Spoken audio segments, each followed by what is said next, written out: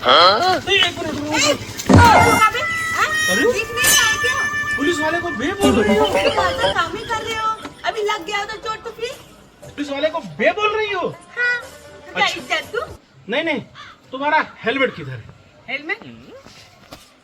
हाँ, हेलमेट किधर है? हेलमेट भूल गई। चलो लाइसेंस दिखाओ। लाइसेंस तो मेरे पास है नहीं। वही तो मैं बोलूं, ना हेलमेट है ना लाइसेंस है। खैर कोई बात नहीं, देखो तुम लड़की हो इसलिए मैंने माफ किया, ठीक है। मुझे आगे जो कोठा है ना उसके पास छोड़ो। चलो चलो चलो चलो जल्दी चलो, स्टार्ट करो, मुझे लिए नहीं। पीछे चलो, पीछे पहले या तो उधर मेरे भाई उधर। पुलिस वाले सही से बात कर रही हो? हाँ तो ढंग से बैठो ना। अच्छा चलो इज्जत तो तुमको। चलो। इतना वजन है यार तुम्हारा। वजन तो रहेगा है ना। क्या खाते हो तुम? चलो उतरो पहले। क्या क्या तुम्हारा पैंट कहाँ है? एक्चुअली पैंट पैंट तो मैं भूल गया, पैंट भूल गया। पैंट भूल गए? हाँ। और तुम्हारा शूज? अच्छा जूता, जूता भी भूल गया। जब पैंट भूला ना तभी मैं जूता भूल गया। खैर कोई बात नहीं, मैं पुलिस लाइन में रखा हूँ, एक जोड़ी वहीं पहन लूंगा। चलो छोड़ो, शूज और पैंट तो भूल गए। और तुम्हारा टोपी क्यों है?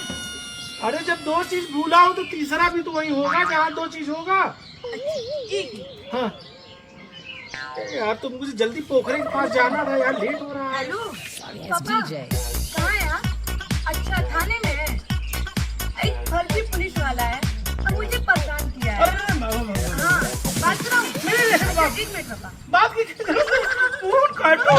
अरे ये मेरी वर्दी नहीं है, ये मेरे बड़े भाई की वर्दी थी, मैं एक्चुअली पहन लिया था। मुझे उस पोखरे के पास जाना था। इधर आना। हाँ हाँ और इधर आओ। क्या समझे हो? हाँ?